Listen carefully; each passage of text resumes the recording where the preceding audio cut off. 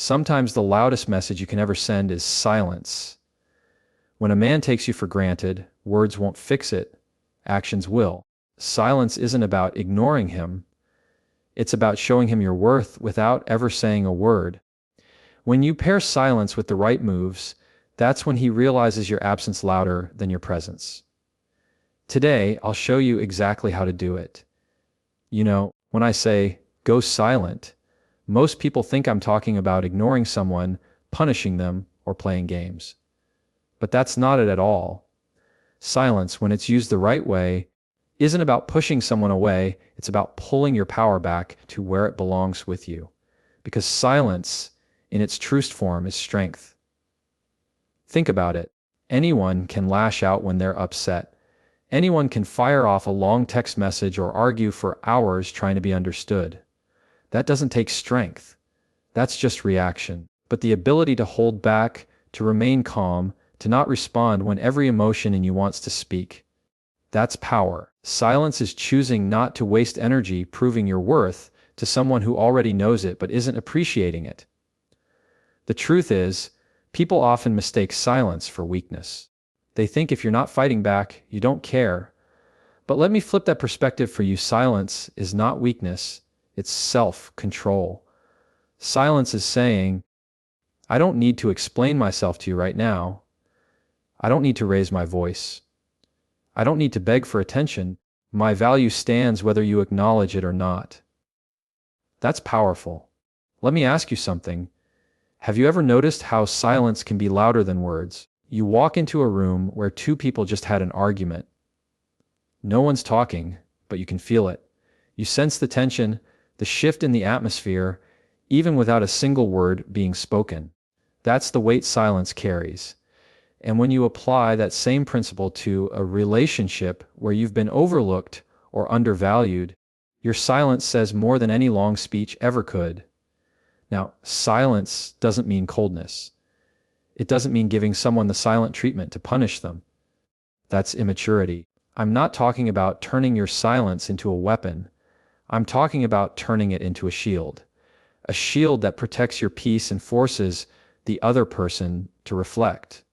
Because when you remove your words, when you stop filling the air with explanations, when you stop handing out constant reassurance, suddenly he has to sit with himself. He has to ask, why isn't she talking? Why isn't she chasing me? What changed? That's when silence becomes a mirror. It makes him look at his own behavior without you having to point it out. And here's the beautiful part. It also makes you look at yourself. Silence gives you clarity. It slows you down. It creates space between impulse and response. And in that space, you gain perspective. You see things you might have missed when you were too busy trying to be heard. But let's be real, it's not easy. Choosing silence when your heart wants to speak, when your ego wants to prove a point, when your emotions want to explode, that's one of the hardest things you'll ever do. It requires discipline. It requires you to remind yourself, I don't need to win this battle with words. I win it by standing in my strength. And here's what happens when you master this. People start to notice. Not just him, but everyone around you. They see that you don't get rattled easily. They see that you don't need to shout to be respected. They see that your silence isn't empty, it's intentional. And intentional silence commands attention. So the next time you feel the urge to argue, to explain, to chase, pause, take a breath, and remember, silence isn't about shutting him out, it's about standing in your own dignity. Because sometimes the strongest thing you can say is nothing at all. When you go silent, you're not just stepping away from the noise, you're creating space. And that space is where the real work happens. Because silence on its own is powerful, but silence combined with distance, that's what makes someone feel your absence. It's the gap between what they used to have every day and what they no longer have access to. And trust me, that gap gets loud. Think about it. When you're always there, always available, always quick to respond, people get comfortable. They stop noticing the little things you do because those things feel guaranteed. That's human nature. We value what feels scarce, not what feels constant. And when you pull back, when you create that space, you give him something he hasn't felt in a while, the weight of missing you. It's like walking into your home after the power goes out. You didn't think twice about the lights when they worked every day. But the second they go dark, you realize just how much you depended on them. Your absence works the same way. It forces him to recognize the comfort you provided, the warmth of your presence, the attention he stopped appreciating. Suddenly, he's not just living with you there, he's living without you, and that contrast hits deeper than words ever could. But here's where most people get it wrong. They think creating space means slamming the door shut, cutting someone off, disappearing completely. That's not what I'm talking about. This isn't about manipulation. It's about balance. It's about giving someone enough distance to feel the shift without turning it into a wall they can't climb over. You don't need to vanish. You just need to stop pouring so much into someone who's been giving you half. And in that silence, in that space, something important happens. You get to reflect too. You start to notice where you've been overgiving, where you've been tolerating less than you deserve, where you've been exhausting yourself trying to keep something alive that he wasn't watering. Space doesn't just make him feel your absence. It makes you see your own worth again. Let me paint this picture for you. Imagine you're always the one texting good morning. You're always the one planning the dates. You're always the one keeping the conversation alive. At first, he enjoys it. He gets used to it. But eventually, he stops noticing because it's always there. Now imagine one day you stop. You don't send the morning text. You don't rush to fill the silence. You don't initiate every plan. At first, he might not notice. But as the days go on, that absence grows. And the more it grows, the more he starts to realize something is missing. Something he thought was guaranteed is no longer there. And that's when the shift happens. See, your absence is like a magnifying glass. It highlights the value of what you brought into his life. And the truth is, it's not even about making him suffer. It's about making him see. Because when people see what they've lost, they think twice before taking it for granted again. But here's the part you need to hold on to. This space is not about waiting around for him to notice. It's not about holding your breath until he comes running back. This space is for you just as much as it's for him. Because while he's sitting with the silence, you're sitting with yourself. You're rediscovering your independence, your peace, your joy that doesn't depend on his presence. So when you create that space, don't just leave it empty. Fill it with growth, with self-love, with the things that make you stronger. Because the real power of silence isn't just that he feels your absence. It's that you start to feel your own presence again. Sometimes, the only way someone will recognize your value is when they finally feel the void you leave behind. Here's the shift most people miss. When you go silent, it's not just about him feeling the gap.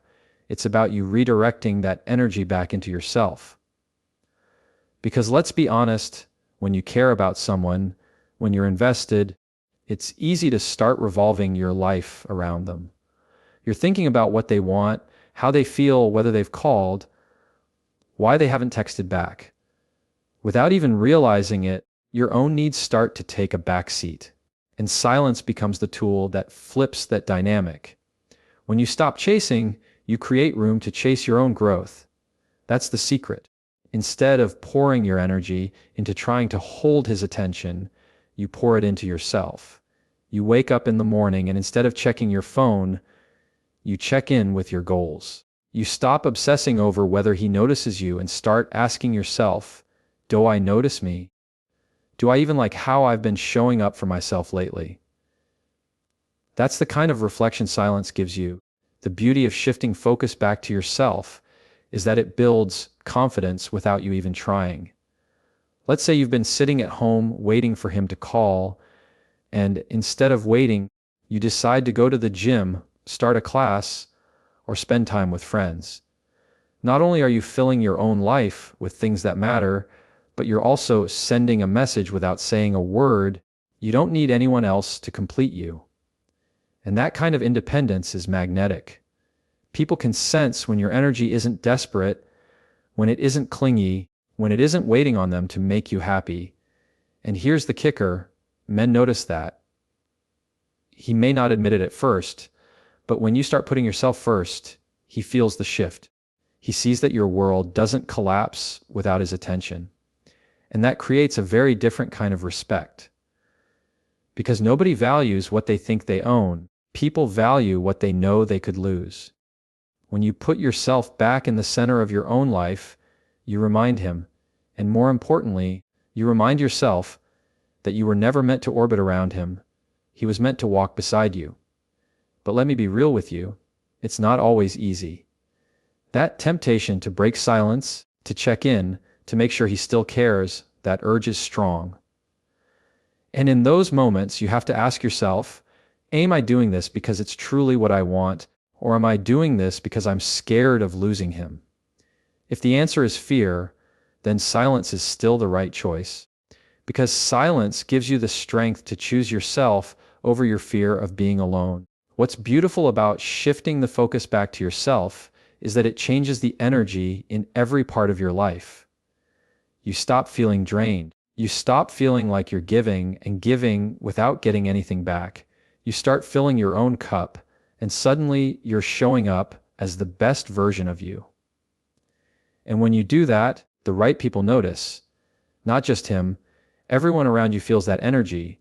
You become radiant, confident, secure. And that makes your presence irresistible, not because you're chasing validation, but because you've built it inside yourself. So don't look at silence as an empty pause. Look at it as a reset. It's your chance to reclaim the time, the energy, and the love you've been pouring out, and finally start pouring it into the one person who deserves it most to you. When you shift your focus back to yourself, you stop waiting for him to complete you, and you start showing him that you were already complete without him. One of the biggest mistakes people make when they decide to go silent is breaking it too soon with inconsistency. They hold back for a few days, maybe even a week, but then the emotions get the best of them, and they reach out with a long explanation or a desperate message. And every time that happens, the silence loses its power, because silence only works when it's consistent. When your actions align with the message you're trying to send, I will not chase, I will not beg, I will not fight for a place that someone should willingly give me. See, confrontation can be noisy. It can feel like you're getting somewhere because you're saying everything on your mind, but most of the time it just turns into back and forth arguments that don't actually change anything. Consistency, though, that speaks louder. When he sees that you're not giving in, not breaking your boundary, not running back every time he pulls away, that's when he realizes something is different. He realizes he no longer has the same control over your emotions that he used to. And that realization, that's powerful. Think about how people respond to patterns. If you always answer his calls on the first ring, he expects that. If you always text back instantly, he expects that. If you always show up when he finally decides to give you attention, he expects that too. But when that pattern changes, and it stays changed, that's when it gets his attention. And the only way to change that pattern is through consistent action, not through one big emotional outburst. Let me give you an example. Imagine you're trying to teach someone that you won't tolerate being disrespected. You can yell, you can argue, you can explain 100 times, but if you keep accepting the same behavior afterward, your words lose all meaning. On the other hand, if you calmly and consistently withdraw your attention, every time the disrespect shows up, you don't have to explain anything. Your consistency delivers the message louder than your words ever could. And that's the key. You don't need to prove your point through confrontation. You prove it through action. Silence is one action. Not responding right away is another. Keeping your peace instead of reacting to every little thing, that's action. These small, steady decisions build a new pattern that cannot be ignored. Now, I won't pretend it's easy. Consistency is tough because your emotions will tempt you to break it. One moment of weakness, one late night call, one "I just needed to say this" message, and suddenly you undo weeks of quiet strength. But that's where your discipline comes in. That's where you remind yourself that you don't need instant results. You're not using silence to get a reaction tomorrow. You're using silence to shift the entire dynamic, to reset the balance of respect. And that only happens when you stick with it. The truth is, consistency shows him something confrontation never will. It shows him you mean what you say. It shows him that your boundaries aren't empty words, they're a standard. And people always respond differently when they realize your standards are real. Some will rise to meet them, others will fall away. But either way, you win because your consistency protected your dignity. So remember, this silence that wavers is noise, but silence that stays steady becomes a voice. And that voice will always speak louder than confrontation ever could. When you've chosen silence, when you've pulled back and stayed consistent, something powerful happens. You get the chance to rebuild your boundaries. And boundaries aren't walls meant to shut people out. They're lines that teach others how to treat you. The problem is, when emotions get in the way, those boundaries can blur. Maybe you let something slide because you didn't want to start a fight. Maybe you accepted less than you deserve because you were afraid of losing him. And little by little, those blurred lines become habits. But silence, that pause, that distance, gives you the clarity to draw those lines again with dignity. Boundaries aren't about saying, "You can't do this, you can't do that." They're about saying, "This is what I will and will not accept in my life." And the beauty of silence is that it resets the dynamic. When you go quiet, when you step back, you create space to ask yourself, what standard am I holding here? Have I been giving more than I'm getting? Have I been shrinking myself just to keep the peace? That reflection is where boundaries are rebuilt. Let's be honest, most people think setting boundaries is about having a dramatic conversation, laying everything out, saying, "This is the line, don't cross it." But real boundaries aren't in the talk. They're in the action. You don't have to announce every standard you live by. You live by it, and people see it. If someone disrespects your time and you stop rearranging your schedule for them, that's a boundary. If someone keeps crossing the line and you calmly pull back instead of exploding, that's a boundary. Silence isn't running away. It's creating enough distance to protect your standards without shouting them. And here's the truth. When you rebuild boundaries, you rebuild respect. Not just his respect for you, but your respect for yourself. Because when you allow behavior that hurts you, deep down you know you're betraying yourself, and that eats away at your confidence. But when you hold a boundary, even if it's uncomfortable, even if it means someone doesn't like it, something shifts inside you. You feel stronger. You feel proud. You feel like you're standing on solid ground again. That's why silence is such an important piece of this. Without silence, you don't get that breathing room to step back and evaluate.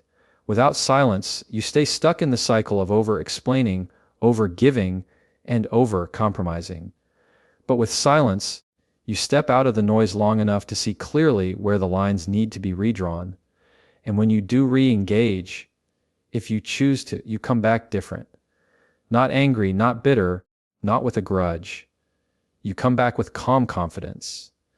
You don't need to raise your voice to enforce your standards. You don't need to convince anyone to treat you right. Your silence already taught them that your peace is not up for negotiation. This is where dignity lies. Not in proving someone wrong, not in winning an argument, but in quietly showing that you know your worth and you won't compromise it. Because when you hold boundaries with dignity, you're not punishing someone else. You're protecting yourself. And that kind of strength doesn't push people away.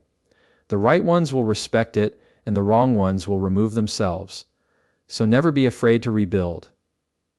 Never be afraid to reset the line.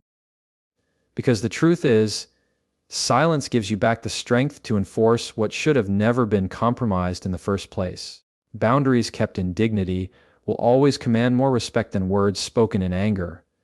Absence has a way of waking people up. in a way that presence never could. When you're there all the time, when your love, your effort, your attention is constantly available, it becomes easy for someone to overlook it. They don't mean to, but they start to take it for granted. It's like breathing. You don't notice the air around you until it's gone. And that's why absence creates value. It makes someone stop and realize what they had, because suddenly it's not guaranteed anymore. People only feel the weight of something precious when it's no longer within reach. Think about it. When you lose a ring or a watch that you've worn every day, that's when you notice how much it meant to you.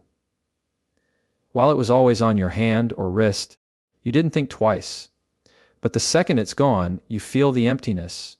Relationships work the same way. When you're constantly present, your presence can fade into the background. But when you step back, when you go silent, when you stop pouring into someone who hasn't been pouring back, that absence becomes undeniable. Here's the thing, you don't have to make a man feel your absence by slamming the door and cutting him off forever. Sometimes it's simply about removing what you used to freely give. Maybe it's the constant reassurance.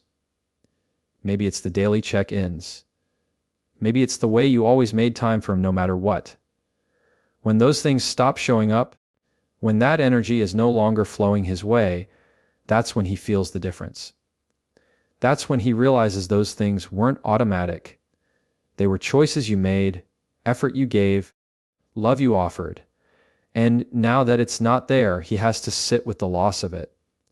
But the power of absence isn't just about him, it's about you too. Because when you stop filling every space with your presence, you start to feel your own again.